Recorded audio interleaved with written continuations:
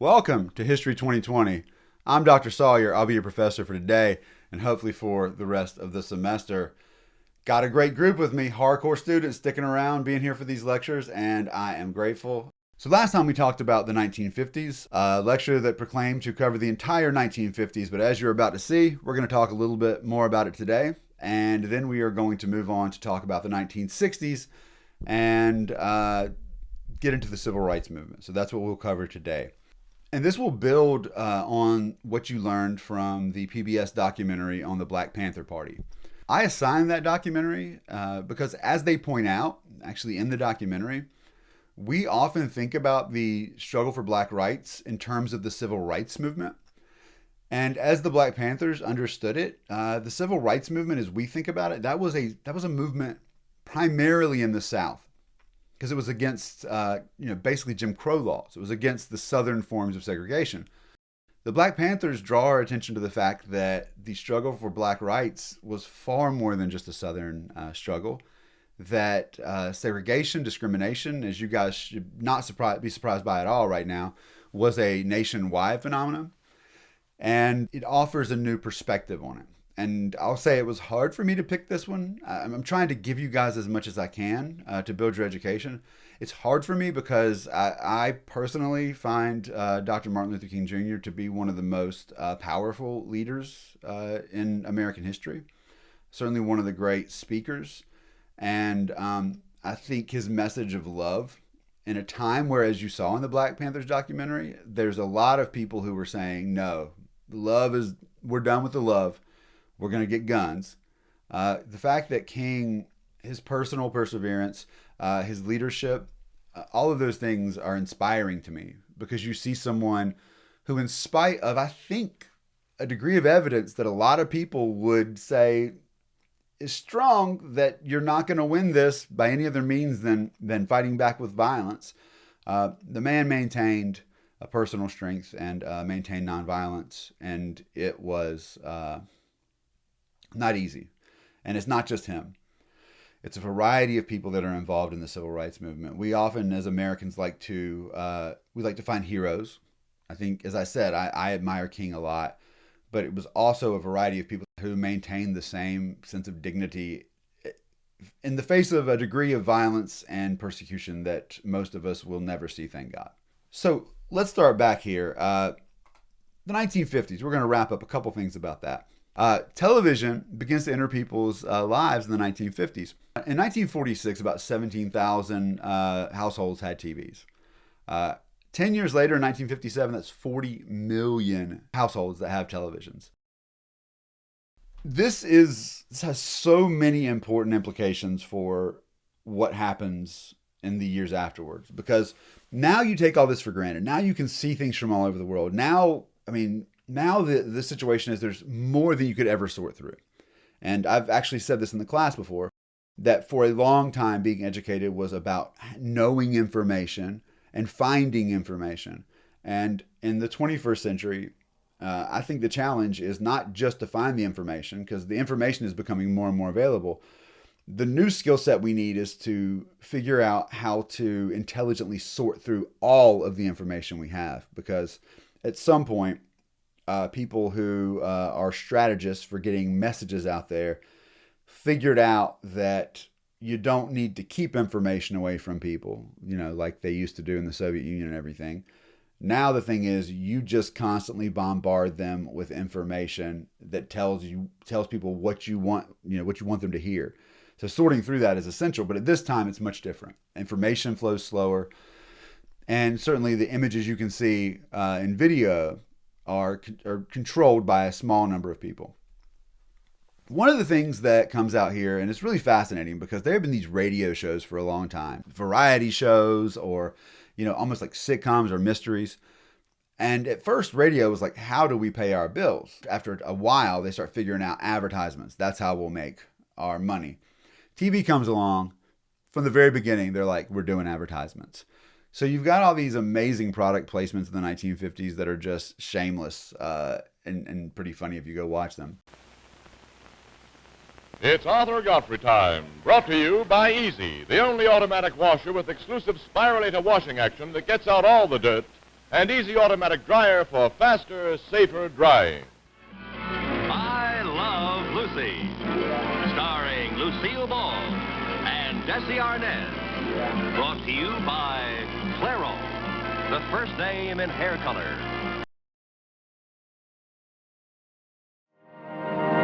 Oh, thank you, dear.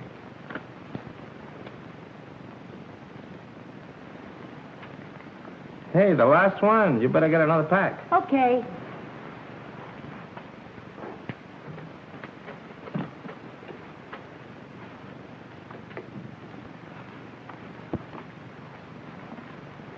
Thank you. You probably think that we're making a big fuss over a cigarette. Well, sure. You don't really have to keep this wonderful new king-size Philip Morris cigarette in a safe. It's just our way of telling you that they are kind of precious. But they also produce sitcoms. These 30-minute, sitcom, situational comedy, right? Just a comedy where it's kind of, a lot of them are formulaic. They're based upon a couple of models. So you have like the rascally kid who's up to no good, but really is not a bad kid. And let me ask, this is the generation gap thing. Have you guys ever seen an episode of Leave It to Beaver? Anybody? No? Yeah. When I was a kid in the 80s, they still would like replay those. It's pretty ridiculous. I mean, it's just basically like the nuclear family, right? 4 kids, 4 members, father who goes to work all day and makes well for the family, a wife who stays home and takes care of the family, and no matter what time of day and what chores she's doing, she's always dressed very nice, and 2 children who are always dressed with their shirts tucked in and prim and proper. And the craziest thing is, they won't totally listen to their parents sometimes, and you got to have a talk with them. But in the end, as the famous show is called, Father Knows Best. And this is one of the replicated formulas at the time. If you go back and look at shows in the 50s, you have Westerns, sure. But shows that portray life at the time, they are, let's just say that they're in black and white, but it's a lot more white. Pretty much all white when it comes to the people that are on the shows. Families in these shows are white. And not only that, they tend to be white and living pretty good middle-class lives. This is the first television. Think about that. How many of you guys have older relatives who say something, who you've heard say something along the lines of, things just used to be so much better in this country because men and women just got married and they had families and then they reference a TV show from the 50s or 60s. Have you guys had people do that? Yeah. Oh my God. Me too. This is the thing that gets me. It is amazing how these television shows that were made in the 1950s, very clearly representing a very narrow slice of life, have become in many ways the imagery that people use when they are talking about the good old days of the 1950s. You guys know what's happening in the 1950s, right? You guys have seen the footage from what's happening with the civil rights movement, right? You guys have seen what it's like in cities. There's so much stuff that we've seen and we've learned about the Red Scare, all of these things, and this has become such a stand-in for like what people think history was like at the time. It excludes almost anyone who's not a white middle-class family. And keep in mind, this isn't just race. This is class as well. There are not shows about poor white folks in the South. There are not shows about poor black folks anywhere or any black folks. There is a depiction of life that creates a model for how people are supposed to live. If you recall, we talked about in the 1950s how there is this kind of militarization of culture that comes with the Cold War, that comes with, showing that you're loyal in the middle of the Red Scare. And all of this is projected on TV. And today, it is a stand-in for what the country was like. And it is one of the big blind spots in so many people's understanding of the past. The one exception, I'll say, and there are a lot of shows that like we've forgotten about that as a nerd I've watched. The one exception that's fascinating to me is I Love Lucy. Have you guys ever seen an episode of I Love Lucy? Okay, good. Lucille Ball is hilarious. I mean, just funny, like all around. Like she's so talented, and it's one of the amazing things about that older generation of actors and actresses. Like they knew how to dance, they knew how to sing, they knew how to be funny. They really mastered all of these different skills that a lot of people don't have today. But the thing about I Love Lucy, which is fascinating, is one, it is centered around a female character. Even though it's called I Love Lucy, as if it's like, no, this show is about a man who loves Lucy, all right? Don't go looking at Lucy. But two things interesting about this. One is that it's a woman who drives the show. Two is that, anybody remember her husband? What's her husband's name? Anybody remember? Ricky Ricardo. What was her husband's name? This dude was from Cuba. He was really, the actor was really from Cuba, but the character on the show was from Cuba, and he ran like a big like entertainment show, right? Like with music, and he would dance, and he would do that old style 50s, performer entertainer kind of thing, where he would, he just had a big band behind him, and he's Cuban. And that's two things that's interesting about this show is that one, it's centered on a female lead, and two, it has actually like a Cuban person in there who is the, another main character. But if you recall, as amazing and powerful as Lucy was, one of the threats that because I know you haven't seen many of them, but one of the threats that was constantly thrown at Lucy from her husband, Ricky Ricardo, was that she would lose her allowance. Right? And so it's like the purse strings are still, like in this show, it's still represented. The man makes the money, the man controls the economy there. And this reinforces gender roles. Can you guys name any shows from early TV history that centered around black characters? What's the oldest show you guys can think of? Bill Cosby. Yes, absolutely. Bill Cosby. And Bill Cosby is huge. But the Bill Cosby show actually was before the Cosby Show. So there was a show that he had in the 70s before the actual Cosby Show started. It was like kind of a different premise, but it was built around him. So it's interesting because if you look at some of the first shows where they have black leads, Sanford and Son. Have you guys ever seen that show before? Red Fox. It's hilarious. I mean, it is a riot. But the main character, Fred Sanford, who's played by Red Fox, he is poor. And that is like the story. Because you got to remember, when you only have limited options for shows, you want something that like can be relatable. So what type of characters do people in Hollywood think that the American public will buy as good characters? Then you have Good Times. It's basically about a poor black family trying to make ends meet in the city. So like one of the central struggles of that is just being poor. And that creates some of the comedy. That also creates some of the drama. It's a pretty good show.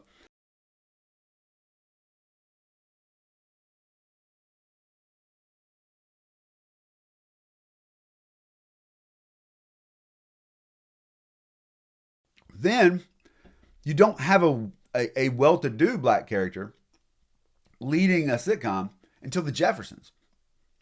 Have you guys ever seen the Jeffersons? You guys know this show? This is so amazing, man. No, it's all right. There's more TV to watch now. When I was a kid, it was like you just watched reruns until the new stuff came on. So in many ways, it's not bad that you guys haven't seen these shows. It's probably a sign that you're doing better than me when I was a kid. So there's a show called The Jeffersons. Pretty funny. It's about it's spun off of the Archie Bunker show, All in the Family.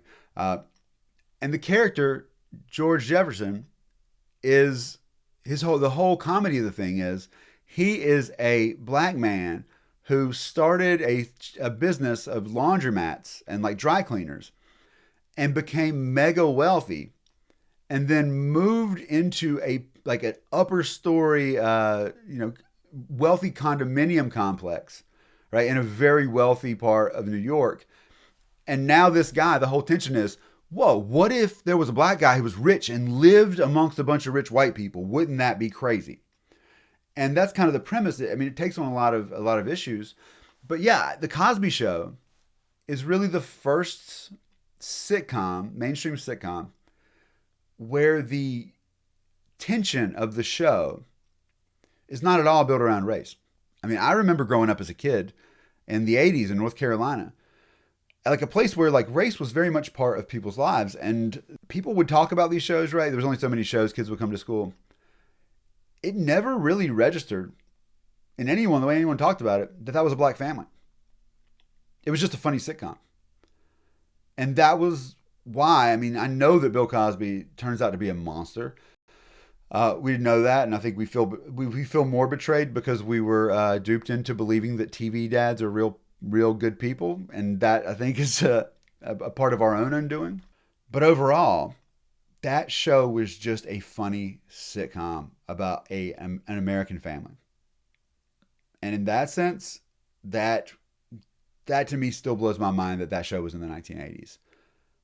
Before that, you didn't have that. So that's what television is. For the first 3 decades that television is big, you don't really have any people on television who are black that reflect the American dream as is presented in the 1950s. So that has an impact. I mean, think about what TV and what the media, even like now it's very different, but think about the way the media shapes what you expect out of people. And then think about what if you lived in a place where there weren't many black folks and you just never, even in all these sitcoms, you had never even just seen a family that was just doing well, that was black. That has consequences. Another thing about television is that it is going to have a huge impact on the civil rights movement. A lot of people have talked about this. I wonder how, when we get new media, it allows us to understand things better, to see things better, to feel closer to events. But I think it has a shelf life before we become acclimated to it. But at this time, when these TV images start coming into people's houses, it's like nothing you've ever seen. I mean, you're seeing images in your house of something that happened, could be 1,000, could be on the other side of the world. And I know we take that for granted now, but just step back and consider that you guys, like Colin is in California right now, looking at me, talking in Nashville. That's nuts. That is, I mean, just step back for a second and appreciate that. But for the first time that people could get vision, the images came into their houses. And this is one of the reasons why part of the civil rights movement is going to be about getting news coverage. Just I'll put this in context. When I was a kid, my mom's friend used to tape boxing matches from me on HBO so I could watch boxing matches because I liked them. And so I get the VHS tape. And I remember one time there was this boxing match, and it was like the lower category, lower weight boxers. And it was a time when like the heavyweights were a big deal, like Mike Tyson and Evander Holyfield, all those guys. So it was less attention on that weight class and kind of like lesser known people. So what happens a lot of times is, these were HBO fights. So you get somebody who was up and comer, who was on HBO, and this might be their break. So they go out and they would fight like hell. This one fight I saw is a lower card match. These two guys go at each other, right? They come out of their corners round one and they just start wailing on each other. And it's, boxing, a lot about boxing is preserving energy. Neither of these guys did it. Round one, I mean, they're both exhausted. And I think that one of them must have had a better coach than the other one, because when they come out of their corners, one of the guys comes over. He's just swinging like he was the first round. But the other guy is like, clearly was like, calm down. And he basically just kind of sat back, just took the punches, let the other guy wear himself out, and just waited for the moment to hit him in the face when his hands got too heavy. The guy gets backed up into the corner. This guy comes at him. He sees his chance, and he goes to punch. He didn't realize it, but his right leg had gotten wrapped up somehow in the corner post. So when he goes to punch, he goes to shift his weight. He gets caught, and the way his weight shifts, he just stops and drops down to the ground. His foot got stuck in place by that post. And when this guy went down the way he fell, the bone in his leg snapped in half and came out of his skin. Never forget this. That guy looked at his leg and passed out. Like the noise, like you hear it. So here's the thing. You felt that, right?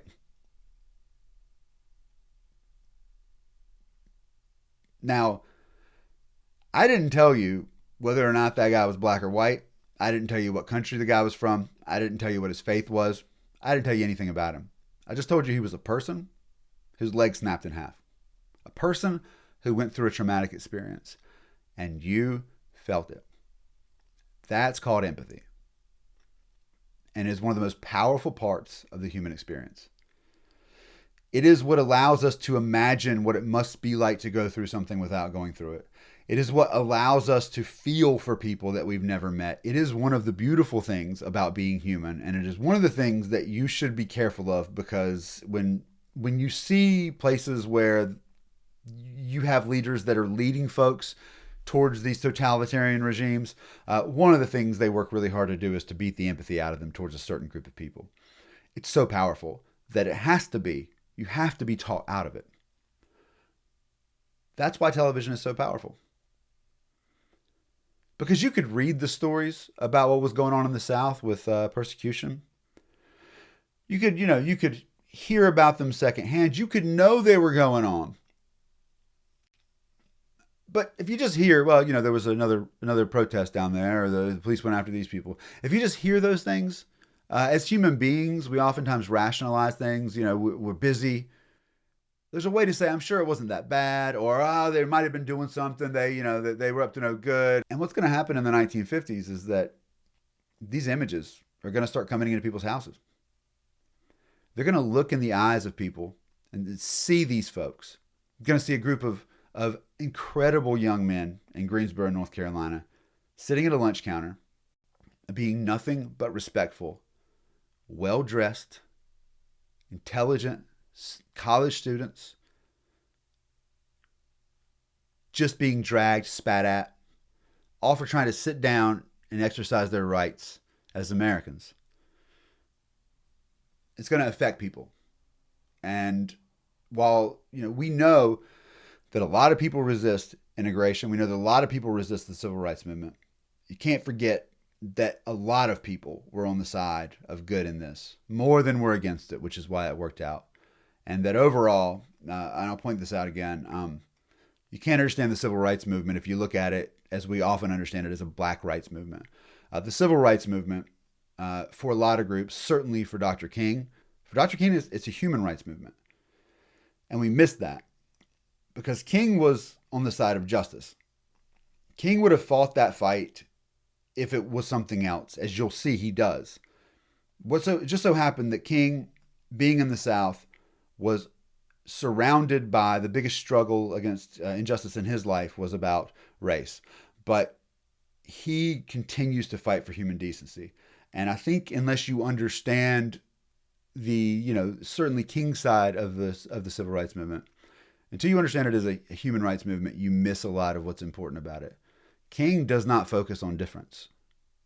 King and the people who are with him, their message is we're mostly the same. And that's the power. That's brought to you by television. A lot of it. So now, let's move on. This part of the lecture brought to you by Kids Electricity. I love Kids Electricity. Kids Electricity. Don't let them have it. So, let's go back to the end of Eisenhower's presidency. I mentioned this before, but in the years at the end of the 1950s, by that point, you have seen an incredible buildup of the United States military personnel and spending. You see this chart right here. Just look at this. So it spikes, of course, during World War II. That's not a surprise. Shoots down by the end. But then you notice something. Get into 1950 and what happens? It starts going back up. This was not the way that America had traditionally done this, as I've mentioned before. But the idea that the United States is going to take over as kind of the defenders of liberty, this kind of self-proclaimed title, but to defend, capitalism around the world, this is expensive. And so the U.S. begins, they re-implement a draft. They continue to invest in military technology. Once the first atomic bomb goes off and then the Soviets get it, it's an arms race. And this is kind of an amazing thing. Eisenhower oversees this, but he's worried about it. It's like the power that can turn you evil, but it's almost like you have to use it. And that's why when he goes to leave office in January of 1961, he does something that people did not expect. A vital element in keeping the peace is our military establishment. Our arms must be mighty, ready for instant action.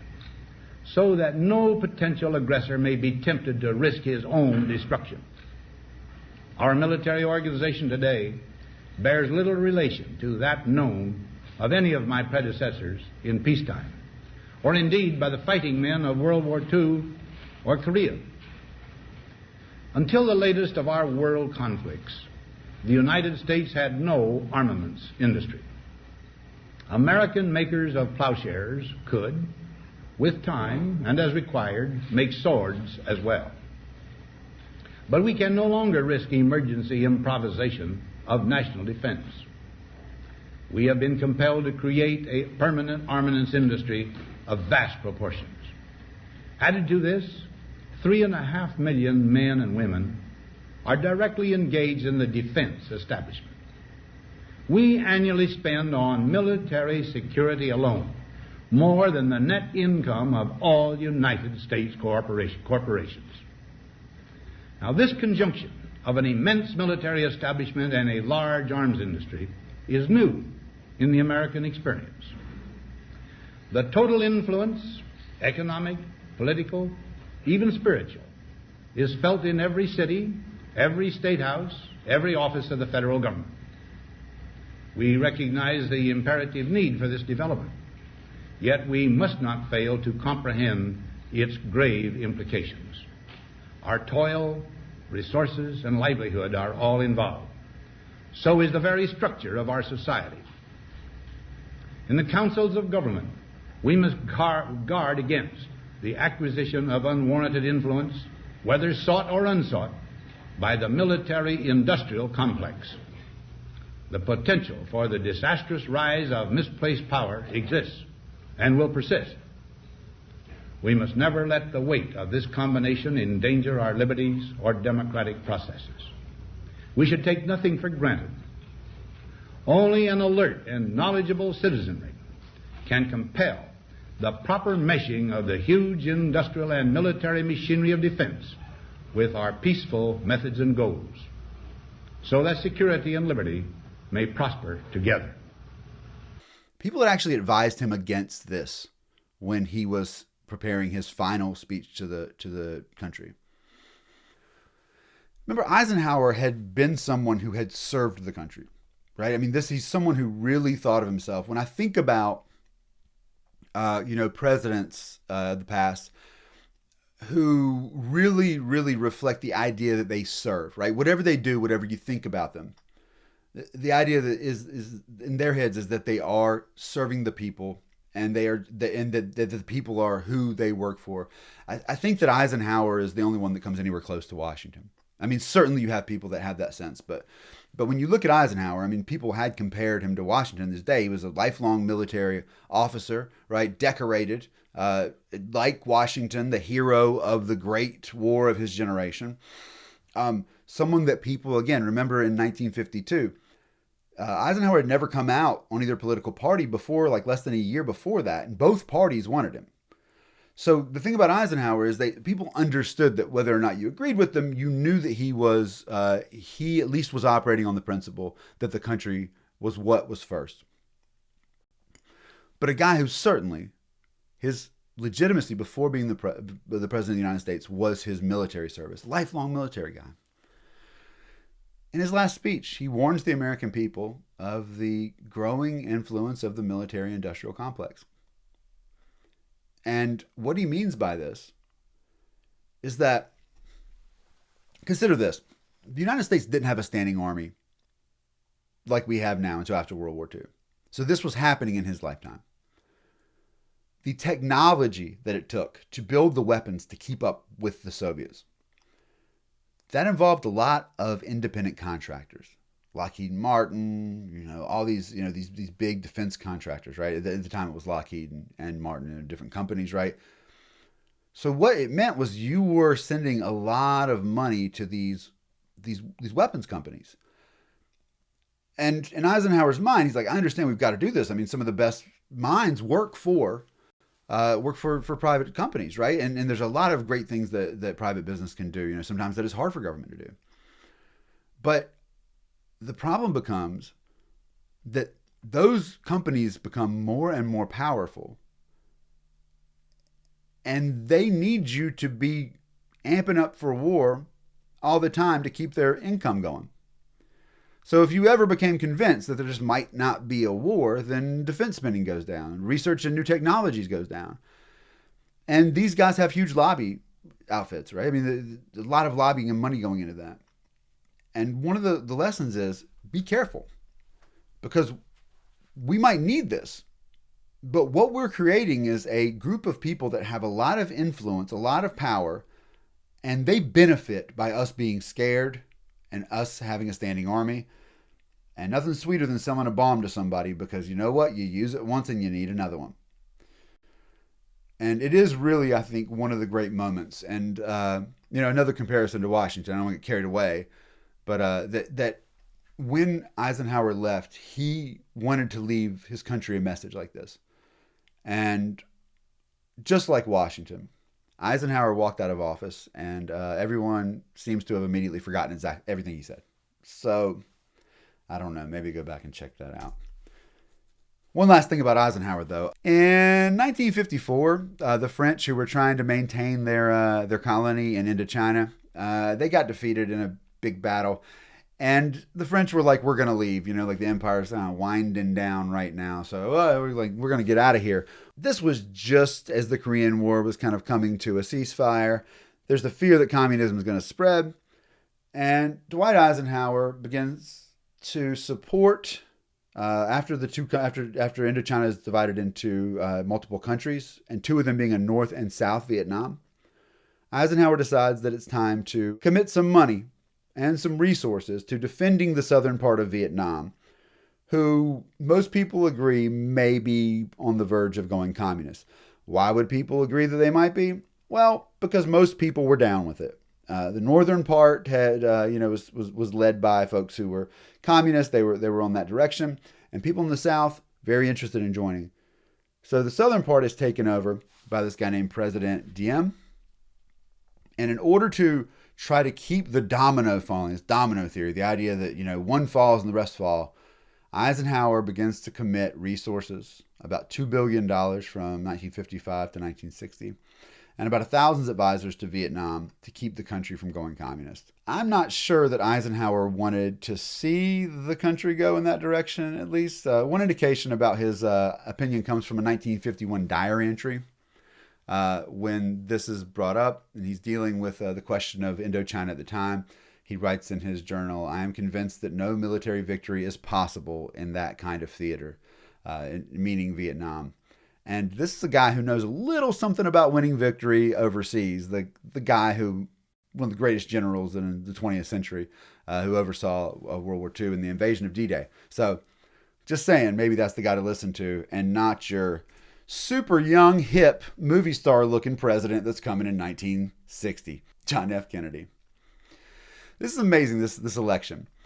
Richard Nixon gets the Republican nomination. This makes sense. Richard Nixon had just been the vice president of the United States under a wildly popular president. Richard Nixon had political experience in the Senate, and he runs against a guy who is really young and a guy who does not have a lot of political experience.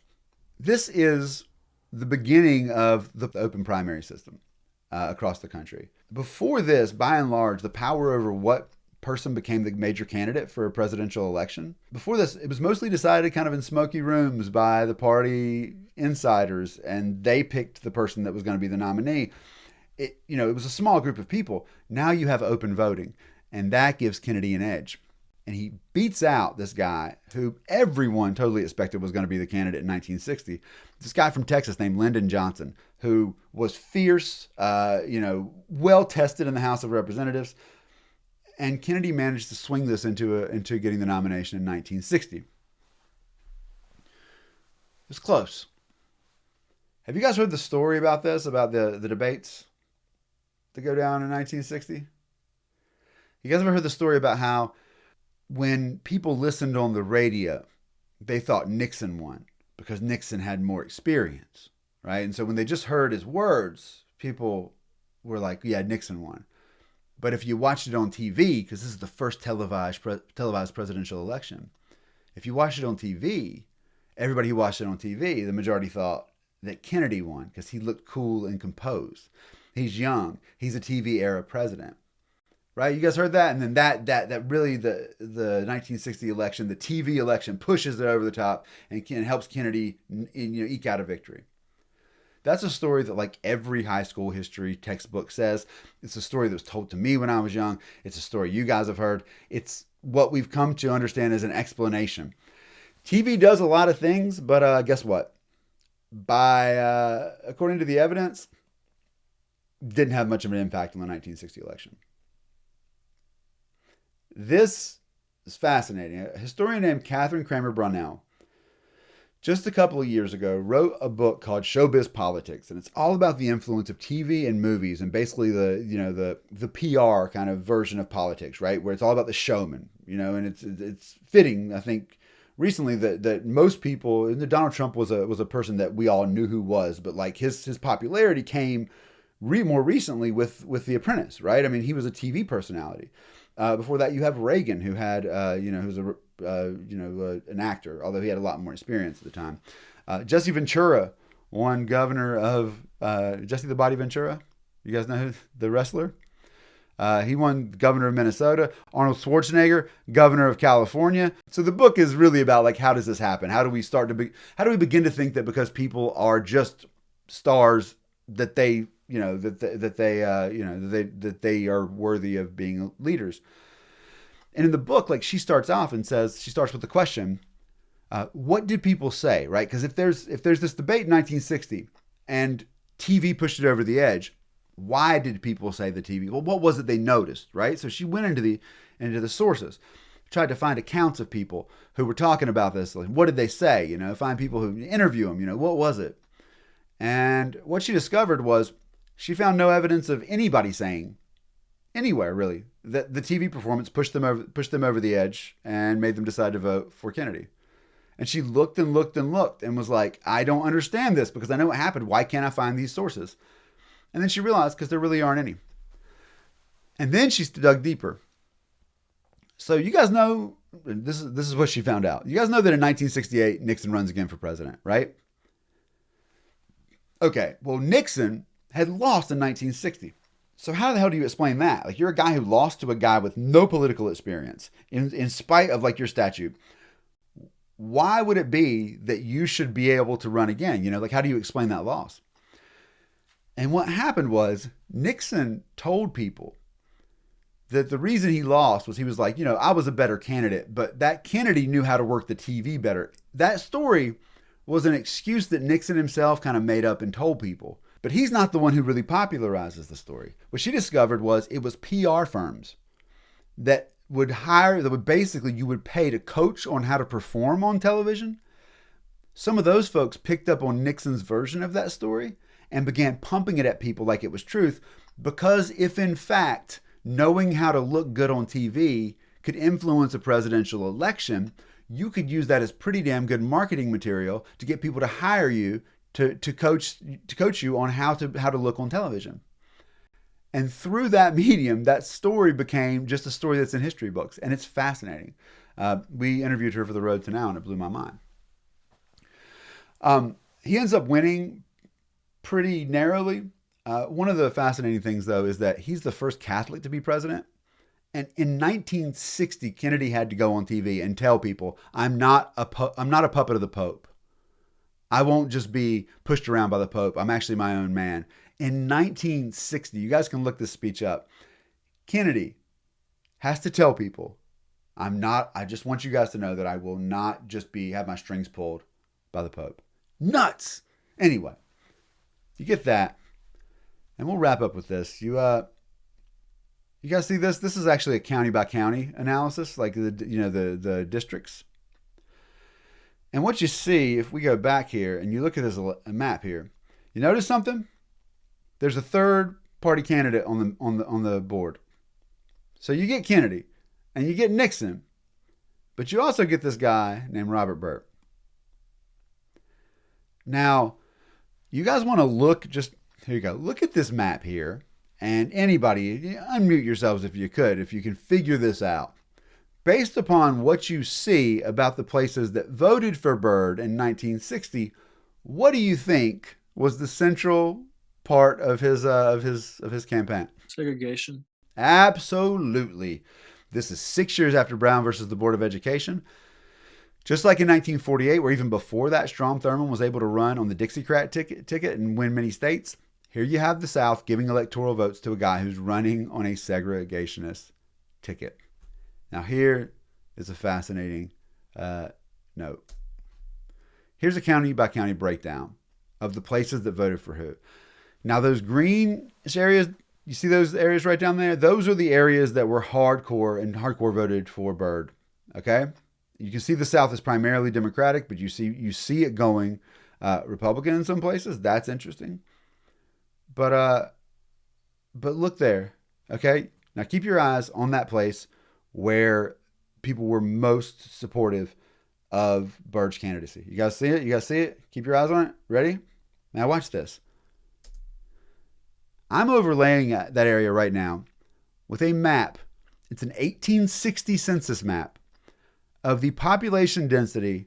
Like basically the darker the area here, the higher the percentage of the population that was enslaved. So black. All right? Let's do this again, okay? Boom. Boom. You see that? Fascinating, huh? Fascinating that the areas that are most hardcore for the segregationist candidate are also the areas that had the most slavery, which means they also had, at this time still, even in spite of the great outmigration of black folks up north, still had huge black populations. Isn't that weird? Why would an area that has such a large percentage of the black population, why would that area vote for a guy who is for segregation? Because black folks were kept from voting.